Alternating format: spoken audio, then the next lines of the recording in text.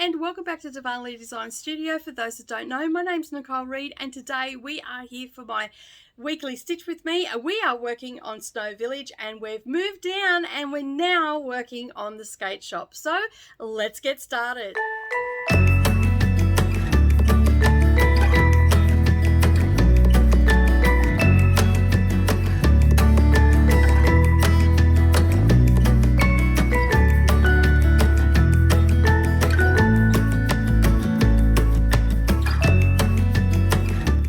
Hey everybody, welcome back to the channel. Thank you for taking some time out of your day and spending it with me. As you can see, we're working on Snow Village again. If you're new here, welcome. Thank you for stopping by today. As I said, we're doing a Stitch with me and we do this every Monday. So yeah, welcome. And if you're a returning viewer, thank you so much for coming back and sticking around and seeing what I'm getting up to. Hopefully you're enjoying it. And as you can see, I have moved down and we're stitching on the skate shop this time. So I'm down onto the next row. So it's very exciting. We're on schedule. I didn't get a lot of stitching done on this one this week. So that's why I'm still sort of at the same spot that I showed you on my Flosstube. But as you can see, it is coming along quite nicely and I'm just doing the half leg at the moment. All right, so if you haven't yet subscribed or liked this video, maybe just give that a subscribe and a like right now, and then that way you're not going to forget. And as we proceed along, you will notice that the tip jar will roll on, and that is basically the Buy Me Coffee link is down in the description. So that helps support my channel, so we'll get that little bit of business out of the way. All right, so what have I been up to in the last week? Well, basically just crafting and reading, although I did watch a couple of movies this week. Oh no, actually one was a series and one was a movie. I was going to watch a movie, but then I decided to go with the series instead, and I'm going to talk a little bit about that today as well. We have a very busy week here at DDs. I have quite a few videos going up this week. We've got our second block in our quilt along going up. We also have a sewing tutorial going up on Wednesday. It may be a little bit late going up. I'm not too sure yet. I do actually have an appointment on Wednesday that I have to go and do, and so I'm not going to be around. So if you don't see a sewing tutorial on Wednesday, it's just because I didn't get to it. I have been very busy and I am still not ahead in my videos. I'm trying, but I keep getting interrupted. So we'll get there in the end. Tomorrow is another day, as they say. So hopefully you've got your cuppa and your stitching of your choice, and you're sitting back and relaxing and getting some stitches in for this Monday morning. So we also have our slow stitching Saturday going up on Saturday. I did record one for the Saturday just gone, but my audio went a bit skewiff, and to be honest, I was extremely tired and just needed some time off. So I just decided, you know what, I'm not going to film it again. So anyway, and it wasn't very long anyway because I haven't really done much on it. I just sort of did a little bit of an update on the sashiko and a little bit of an update on the wool felt, and also on the things that were coming up. So I'll redo that this week, and that will go up on Saturday. So I do apologise for anybody that was waiting for that, but you know, these things happen, as they say. And yeah, so what on the weekend I got a binding done for a quilt, finished off a quilt from last week and got a binding on. How do you like these new scissors that I've got? Aren't they gorgeous? They're so sharp too, and they're really well weighted. They're a little bit bigger than what I normally would use, but I just couldn't help it. They've got beautiful little, they look like frangipani sort of flowers on them. But anyway, they're a pair of scissors that I just got recently, and I'm looking to get them in the shop as well because they are absolutely gorgeous to use. But anyway, back to what I was saying. On the weekend, I was putting a binding on a quilt, and basically I thought, you know what, I am going to watch a movie. Now, last October, I read Shirley Jackson's The Haunting of House Hill. Hill House, sorry. And I mentioned in that there was a couple of movies that have been inspired by that book. So The Haunting with Catherine Zeta-Jones is one of them. And in recent times, we've got the series, the Netflix series. Is it Netflix? Yeah, Netflix series, The Haunting of Hill House, of the same name as the book of Shirley Jackson's. So because it is October and I do like sort of the gothic horror genre, and that sort of fits into it. Well, it does fit into it perfectly, actually. I have been reading like some Edgar Allan Poe, and I've just started reading Elizabeth Gaskell, which is new. She's new to me. I've never read anything of hers, and her stories and Edgar Poe's are basically Gothic, Victorian Gothic. So, but Shirley Jackson's book, I think, was published in the 1950s, but still falls into that Gothic genre. So I thought, you know what, no one's home. Everybody was at work, and well, Neralee was home, but she was quite sick. So she's had a bit of a cold over the last week and had time off. So she's been sleeping and just trying to recuperate. And so I thought, you know what, I'm going to watch it because Brendan doesn't like scary stuff, or like, you know, where things jump out of the dark and all that sort of stuff. So I started watching it. Now, I have completely, I've read the Shirley Jackson book, and I remember liking it at the time, and I remember that there's the house in it, and the house is really creepy, and there's all these really skew-if angles in it. Like, this is how the book is described. Like, the house just wasn't quite right. The angles in the house weren't right, so doors would open and open by themselves or close by themselves, and it gave you that really creepy vibe, and the townsfolk knew that there was something not right up there. And so there was a caretaker and his wife that used to be there during the day, but they never stayed there after dark, because obviously things go bump in the night in there. So so that is the premise that's what I can sort of remember of the story. And as I was reading it, I'm going, I knew that I had not read this book before. And not, as you know, if you've been around for a while and you've heard me talk about books either here or on my other channel, basically I'd go into a lot of books blind. I try not to know anything about the books. And Shirley Jackson's book, pretty much I knew nothing about it. Well, I thought I knew nothing about it. But anyway, I started reading it and I'm like, gee, this story seems really familiar to me. And I kept reading, read it, got to the end of it, and I'm like, gee, that sounds familiar. Like, it's just so familiar. It really, really, like, I must have read this before and have just completely forgot that I read it. And I actually questioned myself for quite a number of days about it, and it got the better of me, and I Google searched it.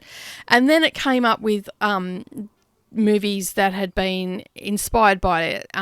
One of the movies I'd never even heard of, but the other one was the Catherine Zeta-Jones one. And then, as I said, in recent times they've done the series on Netflix. Now, I haven't searched the series up. I haven't gone and looked at any reviews on it or anything like that. And I thought, well, you know, it is the spooky season. Why the heck not? I'll watch it. So I started watching it.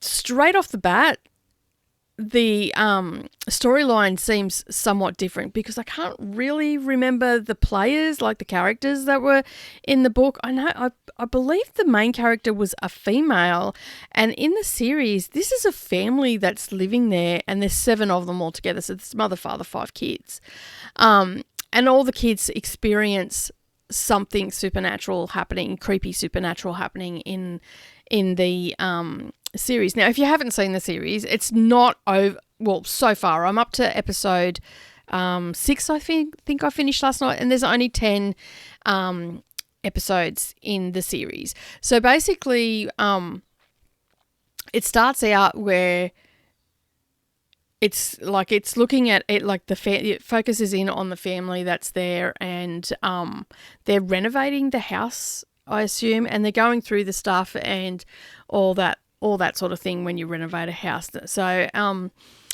it sort of starts out with the youngest girl, Nell having a nightmare, and the eldest brother comes in and just says to her, it's just your nightmare leaking over, because that's what the parents say to them all the time.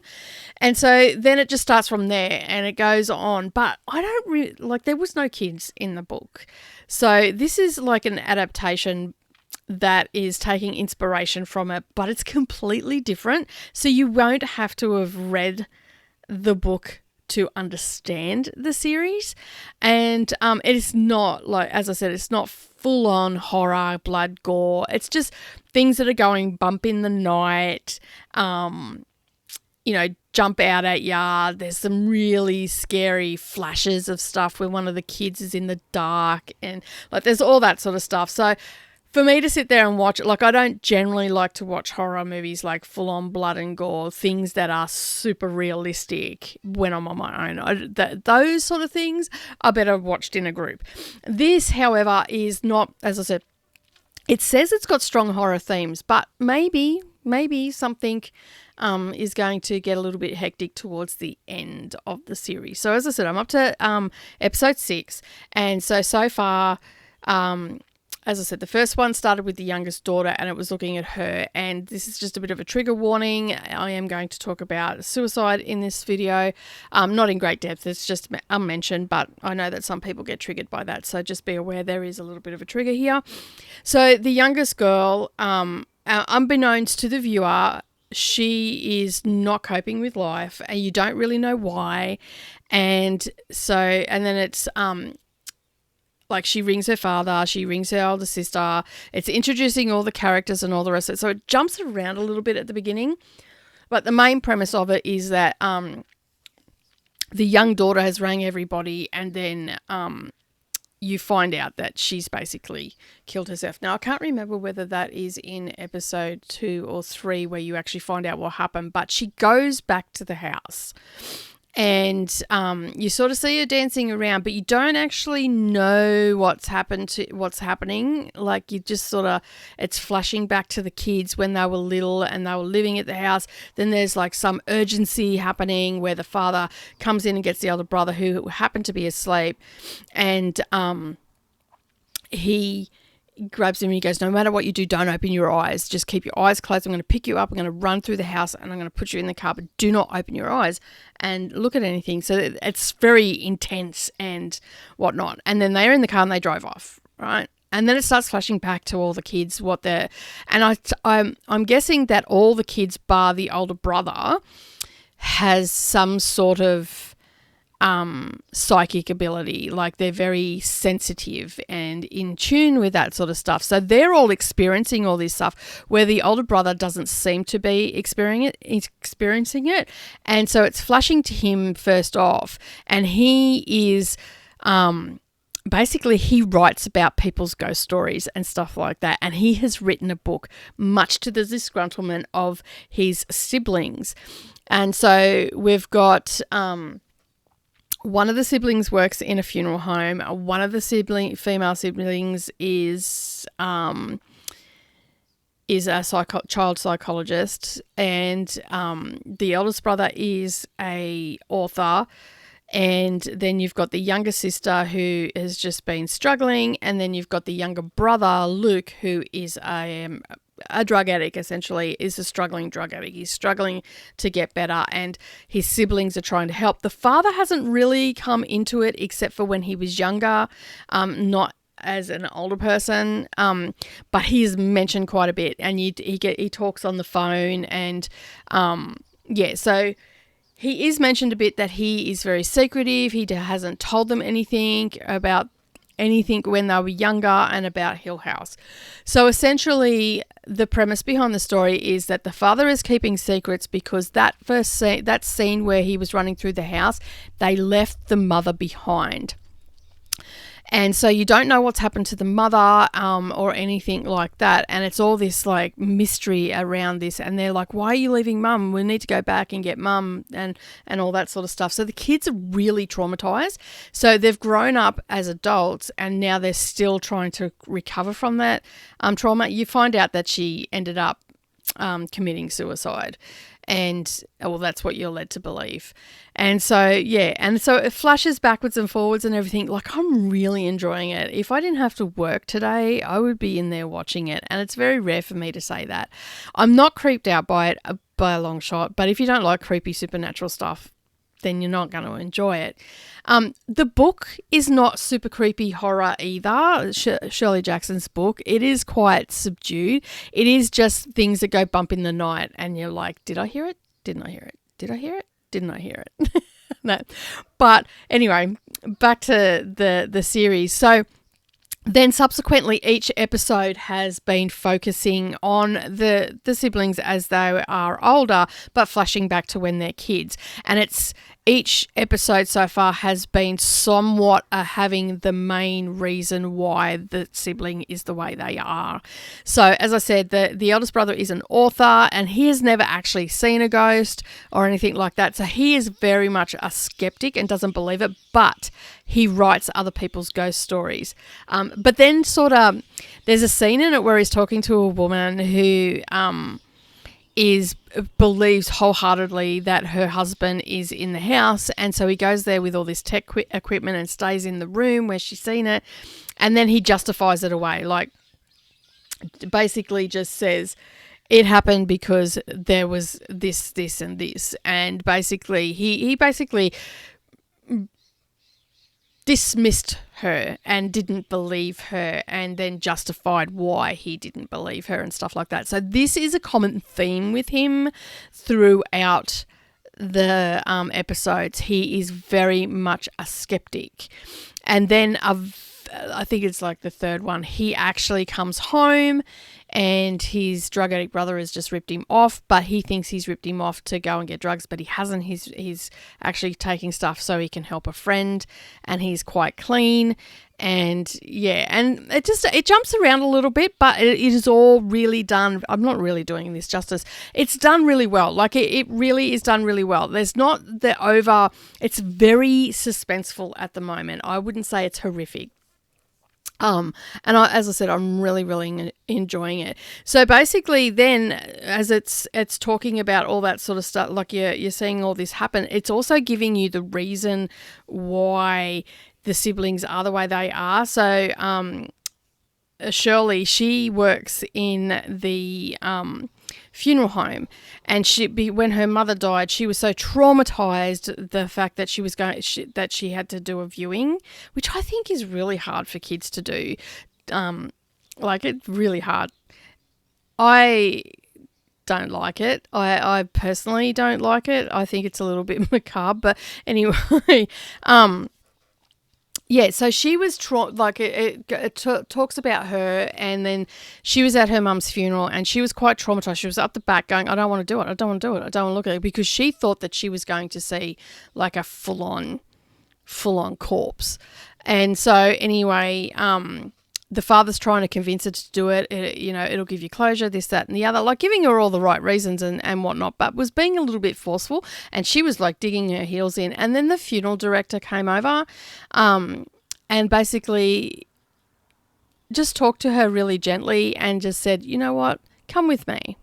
And he walked her up there, and the whole way she was walking up to I thought it was just really well done, the way they did it. And that's why I'm talking about it. And so she was really traumatized, and she was really upset, and she was sobbing that she didn't want to do this. And he held her hand just quietly and calmly, told her that it was okay to be scared and all that sort of stuff. But when she got to the coffin and she seen her mum, and she was all made up and dressed really nicely, and, she looked like her mum. And she stood there with a shocked look on her face going, you fixed her.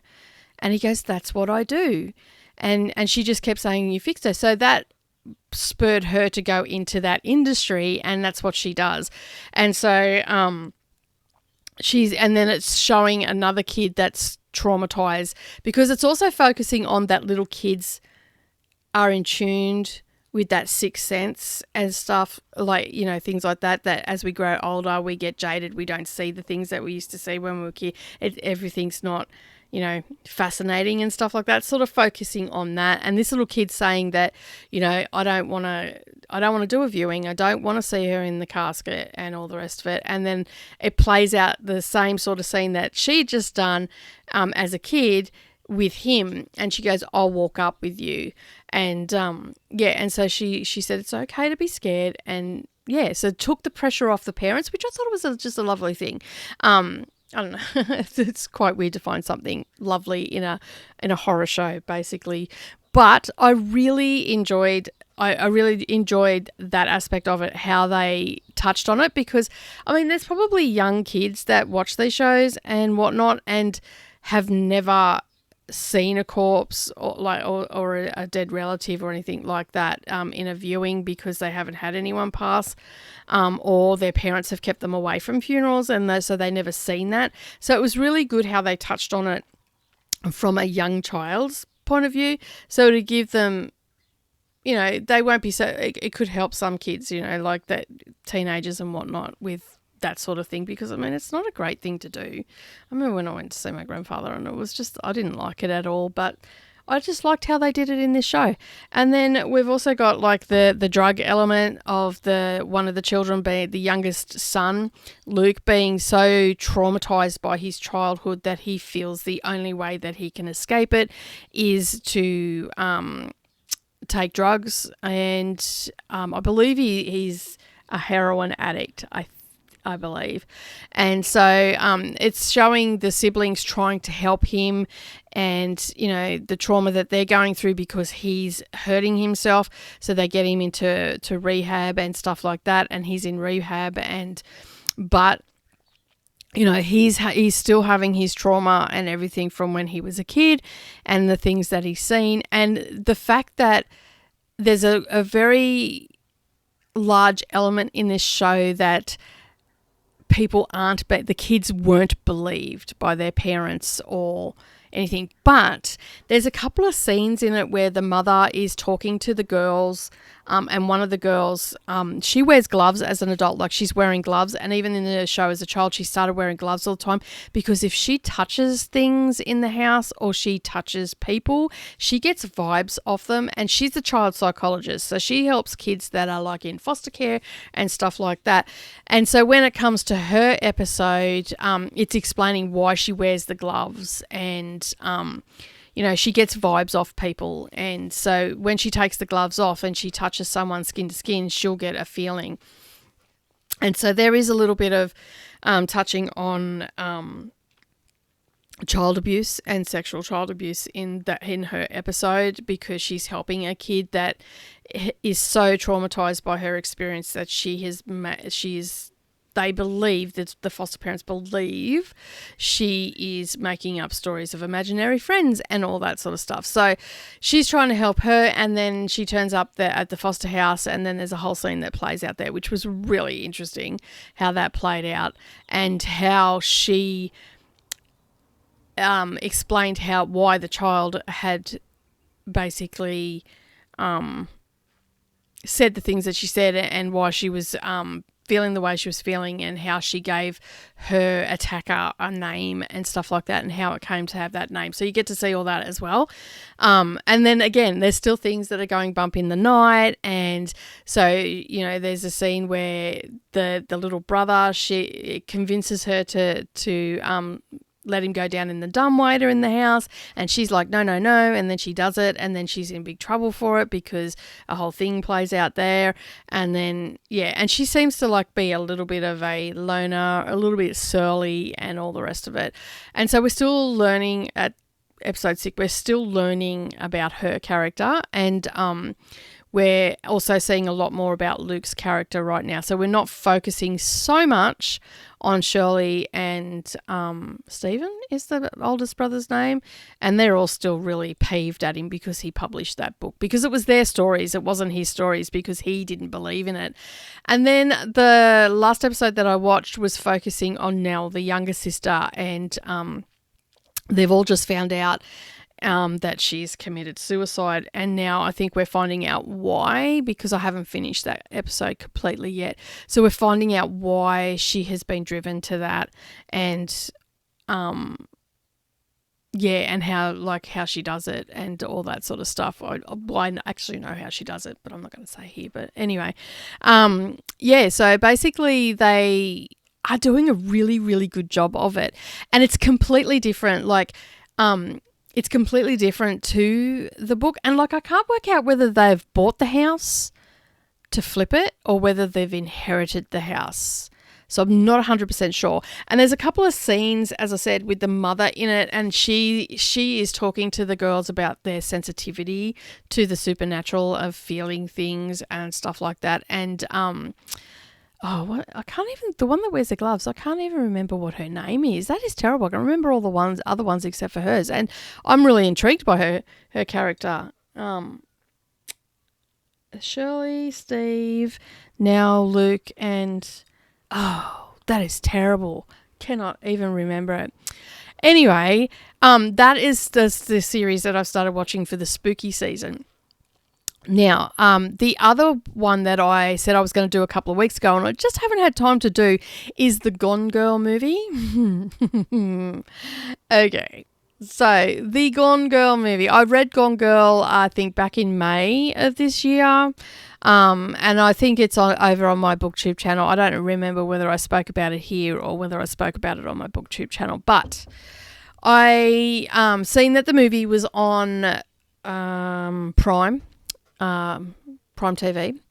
And I thought it was on Netflix, but it wasn't. It was on Prime. And so I thought, well, I've got to sit here and do this binding. I may as well do some binding. And I sat there and watched the movie, and I don't really know what to say about this movie. The book was great. I think I only gave it a 3-star rating. It was okay. And I had also read Girl on a Train at the same time. I haven't watched that movie yet. And I liked Girl on the Train. I must admit, I like Girl on the Train better than I liked Gone Girl. Although I like the premise behind Gone Girl. If you haven't read it, there is going to be some spoilers. Well, no, I'll try not to do spoilers. But anyway, so basically the book is following a couple who meet in New York. They fall in love. They get married. They move to Missouri because the male character's mother is incredibly ill with stage 4 breast cancer. And so they've gone back home to his hometown to look after her. So in the meantime, we have the female main character. And she's a strong character and all the rest of it. She ends up being a little bit crazy, to say the least. But anyway.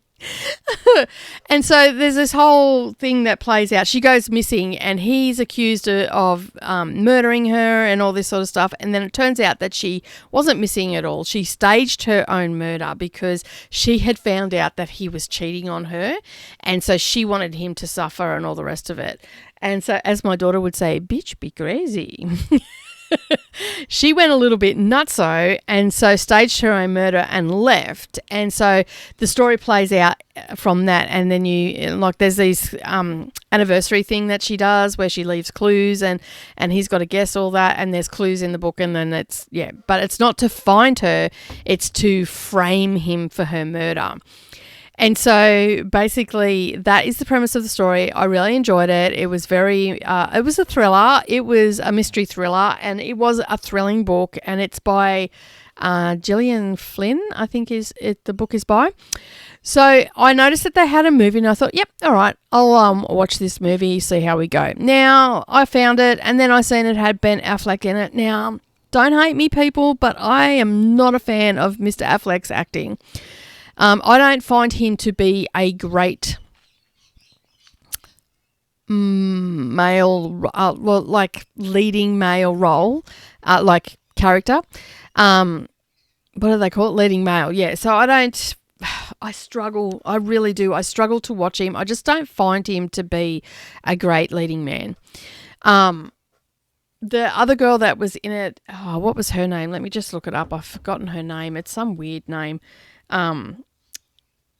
Just give me just a second and I will bring it up. Gone Girl the movie.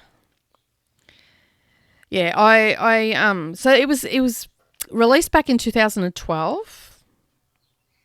and oh no, that's not it. That's come up the wrong one. Let me just, I said Gone Girl, not Gone. Oh. Gone Girl, the movie. There we go. 2014, sorry. All right. So, basically it has, Rosamund Pike is Amy Dunn. She's the main character in it. And it's also got Neil Patrick Harris in it. It's got Tyler Perry in it. It's got Kim Dickens, Emily Ratajkowski, Carrie Coon, and Ben Affleck as Nick Dunn. Now, Nick and Amy are the main characters in it, so it revolves around them. And for the most part, it sticks pretty close to the book. And basically, I just got distracted. Is Gone Girl based on a true story? Oh. Let me just look at that. We're just going to do a bit of a Google thing. So what's to say? This weekend, the much-anticipated movie adaptation and New York Times bestseller Gone Girl hit theatres. Oh, of course, then an ad pops up. It turns out that there may be a kernel of truth to the heart of the story. Author Gillian Flynn said in a 2012 interview with Entertainment Weekly that though she didn't base the novel on any true crime tale, she did see a parallel between her story and the Lacey and Scott Peterson case. There you go. All right, so it wasn't based on a true story, but there was some parallels to it. All right, so so anyway, Rosamund, what was her name? Rosamund, oh, now I can't get out of that. Rosamund Pike is Amy Dunn. So she's playing the crazy girl. And so basically it was done, I liked it. I still don't like Ben Affleck as an actor. I'm sorry ladies out there that absolutely love him. I just... he's a little bit of eye candy if that's what you're into, but for me, he just doesn't do anything for me that way, or even for his acting skills. So he's in it, and although he did play the character pretty well, I think some things he just doesn't show enough emotion in his face when he's acting. He's I find him a very two-dimensional actor. And so, not that I'm an expert or anything, but that's just how I feel about his acting. Like when something... And I know that his character in this was supposed to play it really cool and be a little bit blasé because he was having an affair. 2, he was thinking of leaving her on the day of their, saying that he didn't want to be with her anymore and divorcing her. So he was a little bit indifferent about her.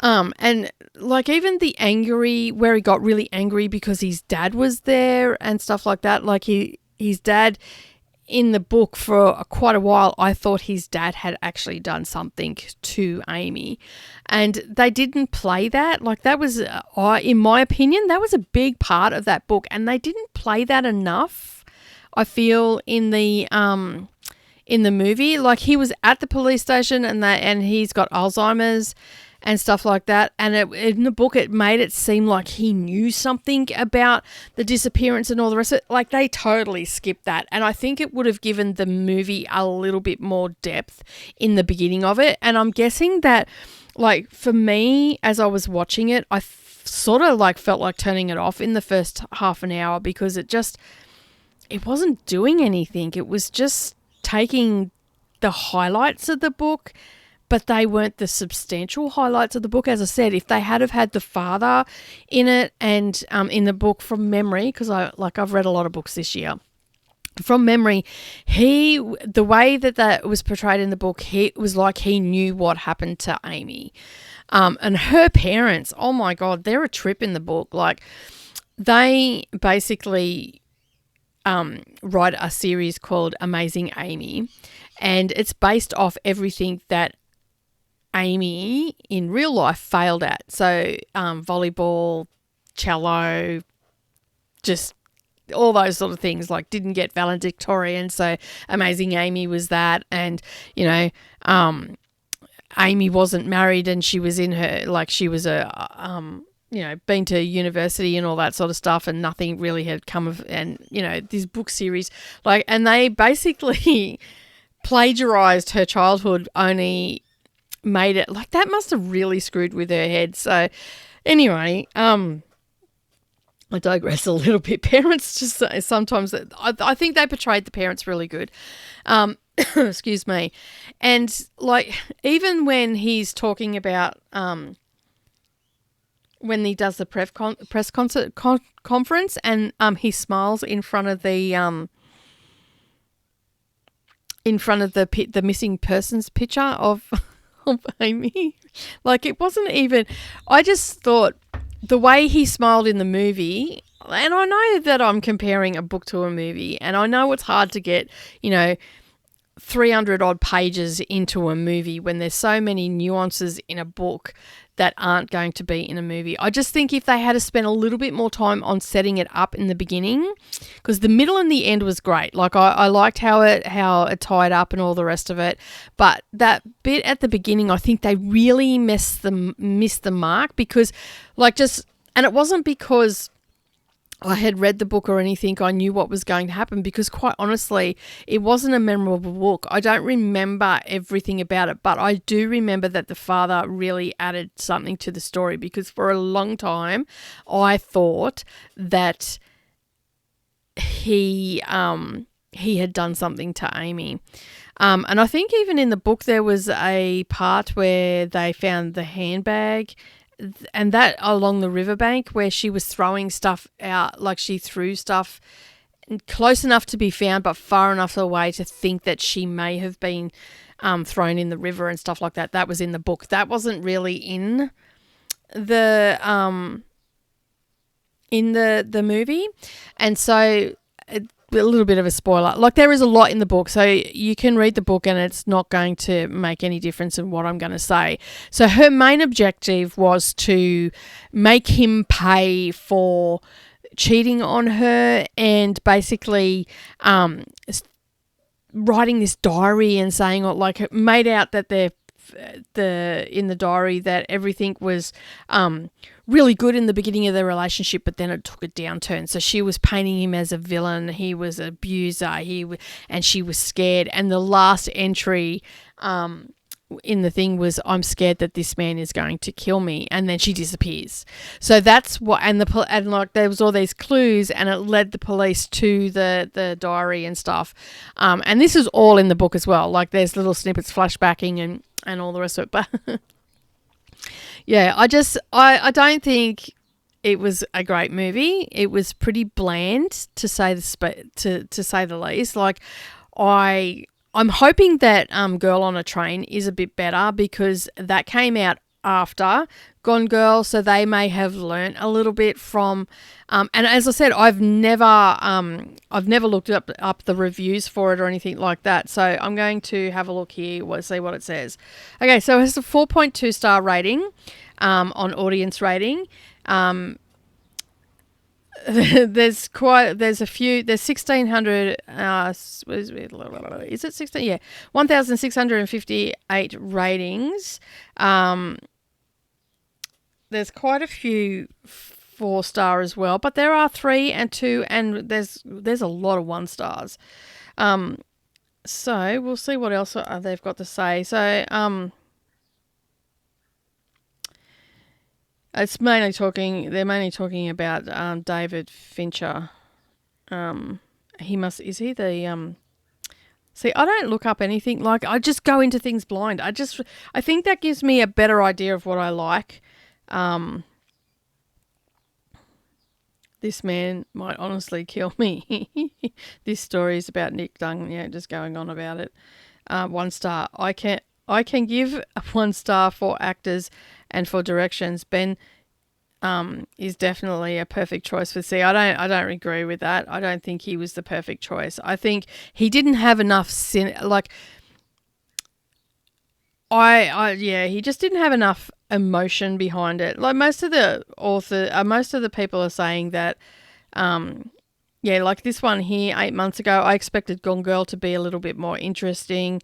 It was a little bit disturbing. It was a little bit disturbing because Patrick Neil Harris is in it as well, and he plays like a super creepy dude. Like he's obsessed with Amy, and they've got a history and all the rest of it. And I felt like he got stooged by Amy big time. Like she was one messed up chick. Another person said here that Gillian Flynn book is rated as one of the best psychological crime novels of all time. Girl can be found in almost every thriller book recommendation. I can bet on it. I couldn't find the thrilling factor.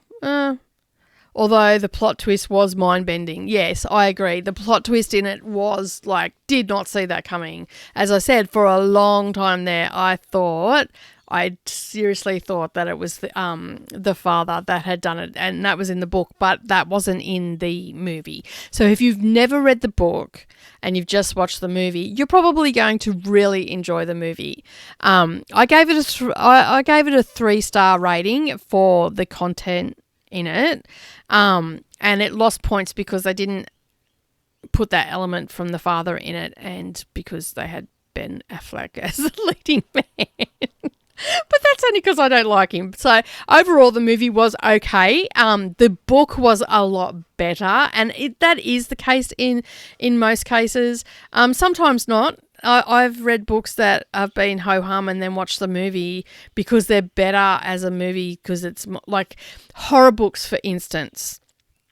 Horror books, I can read them and not get the heebie-jeebies, but when I watch the same movie, it just brings so much to life, because you can imagine it any way you want when you're reading a book, but when it's in your face and in a movie, and like, yeah. So sometimes, as I said, for most like thrillers and all that sort of stuff, most of them are better as movies, as books rather, not movies. But yeah, anyway, that's my take on it.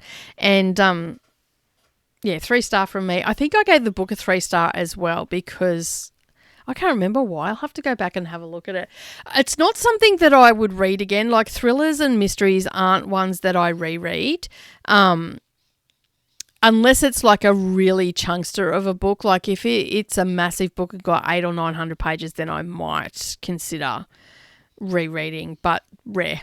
Very, very, very rare. But that is it from me today. I do appreciate you being here and spending some time with me while I rambled on about the movies and books that I've been reading and series and stuff. I'm hoping this week, once I finalise all the magazine details and get that ready to go to the proofreader, I will be able to watch Girl on a Train, and I'm hoping that this will be a bit better. Now, I'm going into this movie blind as I did for the book, and so basically you will get my honest opinion about it, and and I'll update you on the series that I'm watching, which is the Haunting of Hill House, and they've just announced too that there will be a season 2 of that, but it'll be a different name. I think it'll be something Manor, and I think that's got something to do with Turn of the Screw or something. I'm not sure who that's by, but that's it from me today. Have a wonderful day, everybody, and I'll see you next time. Bye for now.